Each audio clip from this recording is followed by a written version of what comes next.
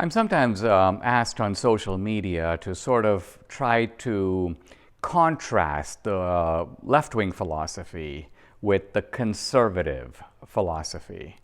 I'm also often asked if Lincoln was a conservative. Now, the answer to that second question is obvious. Lincoln regularly called himself a conservative. And progressives who think Lincoln is some sort of a progressive have to confront the difficulty that Lincoln never used that term or anything equivalent to it to describe himself.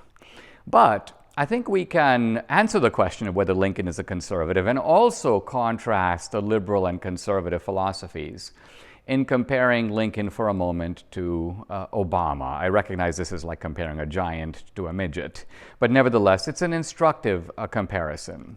Now, in my movie on Obama, I interviewed Obama's own brother, George Obama, in a slum in Nairobi where the poor guy has been living in a hut that resembles a hut right out of Slumdog Millionaire.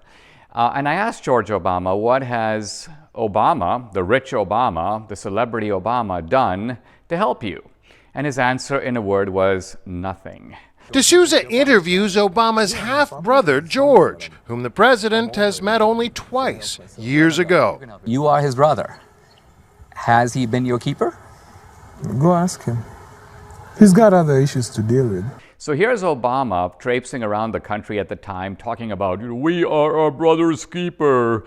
But clearly when it came to his own brother, the guy did not lift a finger. And I'm sure Obama's view was that, well, let the government help him. Let the government move him into public housing. Let the government, if he wants to, pay for his sex change operation.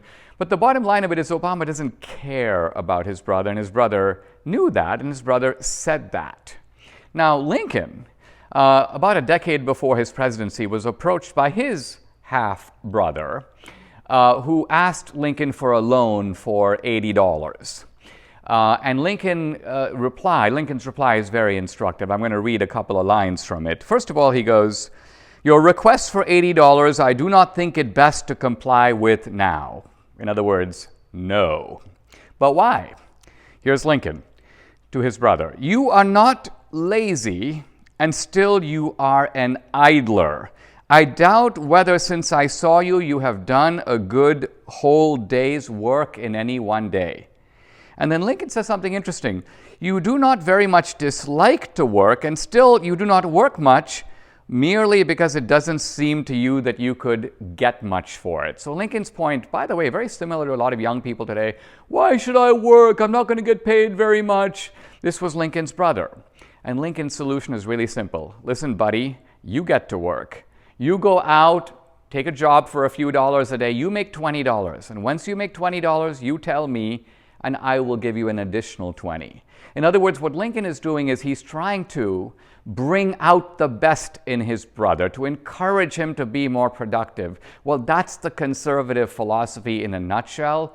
The liberal philosophy, ultimately based on lack of caring, is I don't want to do it, let the government do it.